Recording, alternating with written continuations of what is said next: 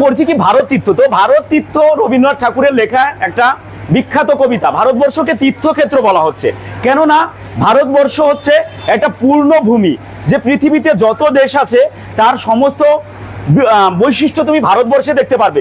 উত্তরে হিমালয় থেকে শুরু করে, পশ্চিমে মরুভূমি থেকে শুরু করে, দক্ষিণে জল, মানে চারিদিকে রয়েছে, তিন দিকে রয়েছে কি জলভাগ।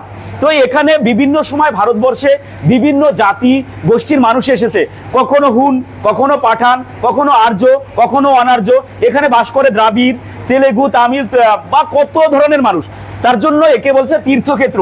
তীর্থক্ষেত্রে যেমন প্রত্যেকটা শ্রেণীর মানুষ, প্রত্যেকটা ধর্মের মানুষ তারা কি তীর্থক্ষেত্রে যায় পূর্ণ লাভের জন্য, সেরকম ভারতবর্ষ একটা পূর্ণভূমি।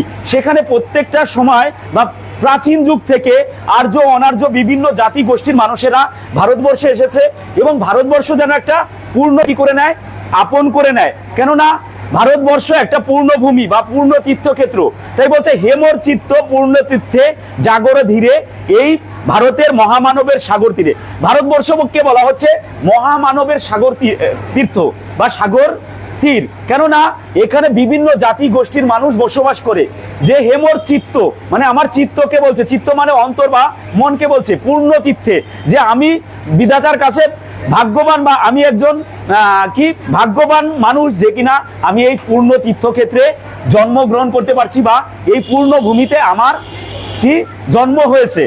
তারপরে কি বলেছে দেখো, হেতায় দাঁড়ায় দুবাহু বাড়ায়ে নমি নর দেবতাকে, হে দেবতা বা হে কি করি, দুই হাত বাড়িয়ে, যে আমি এই পূর্ণ ভূমিতে।